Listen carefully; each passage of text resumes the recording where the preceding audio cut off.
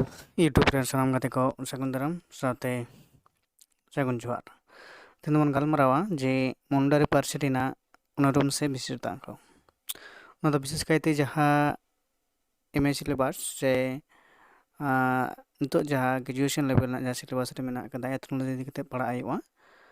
तो उनकुआ जहाँ ओंडे पढ़ा सिलेबास रे जहाँ मेना कदा माइनर से मेजर सब्जेक्ट लेकाते सानताल जहाँ ऑनर्स तो उनको ओंडे पढ़ा आयु तपेया जे नोआ विभिन्न जाति को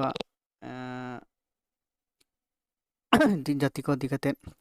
पढ़न तार मध्य मुंडा पार्सी मेना को तो ओना दिखते नोंडे मुंडा पार्सिया उपरुम से उनको पार्सिया जहाँ वैशिष्ट्य को किंतु बड़ाई तपेया तो नलगा तेहन दो बन गलमारावा तो मुंडा पार्सी अनुरूम तो पुरो बन गलमारा जे मुंडारी रड़ हड़ को मुंडा को रड़ा मुंडारी पार्सी दो आग्नेय पार्सी घारंज रेगे लेखा मुंडारी पार्सी ते रड़ हड़ा टोठा को पश्चिम बांगला रेना पुरुलिया बांकुड़ा मेदिनीपुर जिला कोडे उड़ीसा पनत रहो मयूरभंज जिला केवंझर जिला उनकागे बिहार पनत रेना आयमा गोटांग जिला रे मुंडा पार्सी ते को रड़ हड़ मेना कोआ तो नोदा मिदटांग खाटो माछाते मुंडारी का जिला रे सब पनत रे मेना को मुंडारी हड़ तो ओना लेकाते नोआ खाटो माछा उपरुम तो इन पर बनेला जे जहाँ मुंडारी पार्सी रेना गुण से विशेषता को तुम एक नंबर पॉइंट रे बनेलदा मुंडारी पार्सी दो तपु गचे आड़ांग गोल्टे चेक सेलेदान पार्सी कना जहाँ दो मोचा खन आड़ांग उडुक कते रेहो मोचा दो चाहब रेगे तहेना ओना दो गोटेल चेक सेलेदान पार्सी को मेताग कना जहाँ लेकाते नोंडे बदु मेला दायका लेकाते मुंडा आर बांगला लेकाते बनेला चो चुम्बन करा दा जल आड़ा माने छिड़े देवा तो नोंडे लेकाते दायका नोंडे पेया मेना दायका जहाँ दो दायका बन नेल दाड़ेया नोआ दायका तलाते जहाँ तपु कचे आड़ांग रेना जहाँ गोटेल चेक रेना दायका नोंडे एम कना इन पर 2 नंबर पर बनेलदा मुंडारी पार्सी रेना इयते रेदो मुतन रेना जानांग रूप बदलो रेहो ओना काना रूप दो बांग बदलोआ जेलेका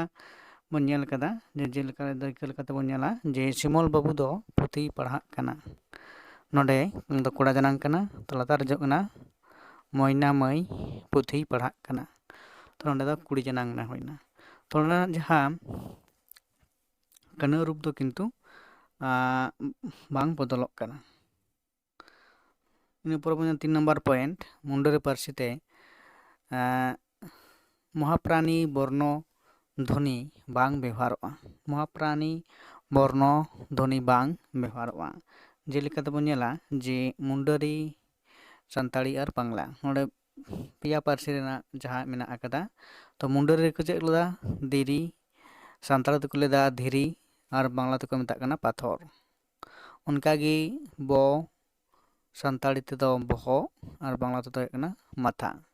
तो नोंडे किंतु चेक नेलोग कना जे महाप्राणी बर्ण ध्वनि बांग व्यवहारोग कना 3 नंबर पॉइंट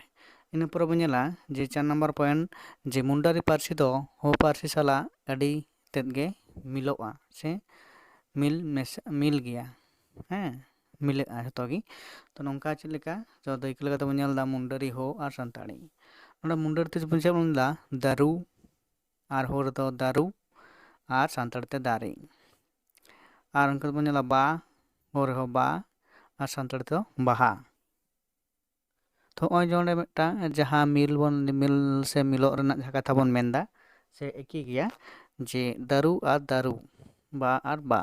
किंतु सानताड़ी ते दारे और बा नोआ रेना जहाँ मेनेद ओना लेकाते नोंडे मिलो रेना कथा जोंडे बन बाडाय दाड़ेयाग कना